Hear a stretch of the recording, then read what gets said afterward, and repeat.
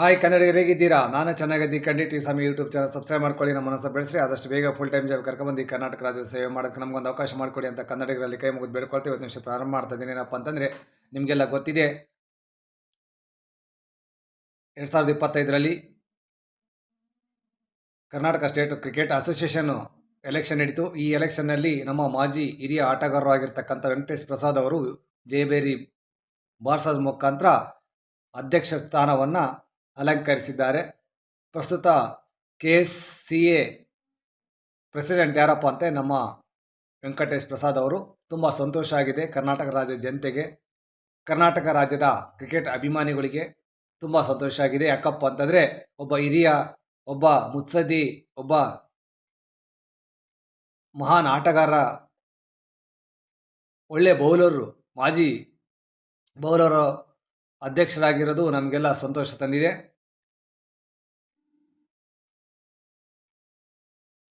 ಇತ್ತೀಚೆಗೆ ಕ್ರಿಕೆಟು ಆಡಳಿತ ಮಂಡಳಿ ಬೆಂಗಳೂರು ಕರ್ನಾಟಕ ಕ್ರಿಕೆಟ್ ಮಂಡಳಿ ಭಾಳ ಅವ್ಯವಸ್ಥೆಯಿಂದ ಕೂಡಿತ್ತು, ಭಾಳ ಅವನತಿಯತ್ತ ಹೋಗ್ತಾ ಇತ್ತು. ಕ್ರಿಕೆಟ್ ಸ್ಟೇಟ್ ಕರ್ನಾಟಕ ಅಸೋಸಿಯೇಷನ್ನ ಮುನ್ನಡೆಸುವಲ್ಲಿ ಮಾಜಿ ಅಧ್ಯಕ್ಷರು ಭಾಳ ವಿಫಲರಾಗಿದ್ದರು.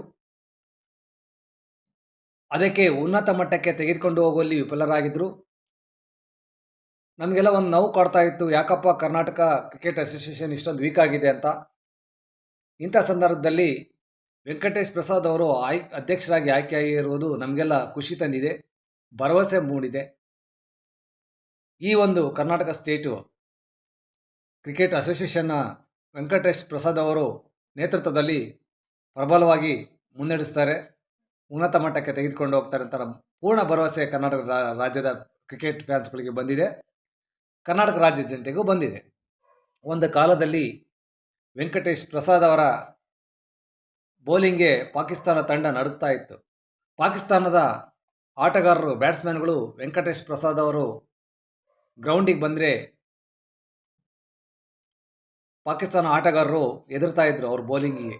ಇಂಥ ಪ್ರಬಲ ಬೌಲರು ನಮ್ಮ ವೆಂಕಟೇಶ್ ಪ್ರಸಾದ್ ಅವರು. ಆಗಿನ ಕಾಲದಲ್ಲಿ ಒಂದು ಅಲೆಯನ್ನು, ಅವನ್ನು ಸೃಷ್ಟಿಸಿ ಎದುರಾಳಿ ಬ್ಯಾಟ್ಸ್ಮನ್ಗಳಿಗೆ ಭಯಂಕರ ಭಯವನ್ನು ಹುಟ್ಟಿಸಿರ್ತಕ್ಕಂಥ ನಮ್ಮ ವೆಂಕಟೇಶ್ವರ ಪ್ರಸಾದ್ ಅವರು ಭಾಳ ಅನುಭವ ಇದೆ ಅವರಿಗೆ. ಬೌಲಿಂಗು, ಬ್ಯಾಟಿಂಗು, ಫೀಲ್ಡಿಂಗು ಎಲ್ಲ ರೀತಿ ಕ್ರಿಕೆಟ್ದಲ್ಲಿ ಎಲ್ಲ ಥರದ ಅನುಭವ ವೆಂಕಟೇಶ್ ಪ್ರಸಾದ್ ಅವ್ರಿಗಿದೆ. ನಮಗೆ ತುಂಬ ಸಂತೋಷ ಆಗಿದೆ ಅವರು ಅಧ್ಯಕ್ಷರಾಗಿದ್ದಕ್ಕೆ. ಯಾಕಂತಂದರೆ ಇತ್ತೀಚೆಗೆ ಕ್ರಿಕೆಟ್ ಮಂಡಳಿ, ಕರ್ನಾಟಕ ಕ್ರಿಕೆಟ್ ಮಂಡಳಿ ಭಾಳ ಅವನತಿ ಹೊಂದ್ತಾ ಇತ್ತು, ವೀಕ್ ಆಗ್ತಾ ಇತ್ತು, ಸ್ಟ್ರಾಂಗ್ ಇರಲಿಲ್ಲ. ನಮ್ಮ ಕರ್ನಾಟಕ ಕ್ರಿಕೆಟ್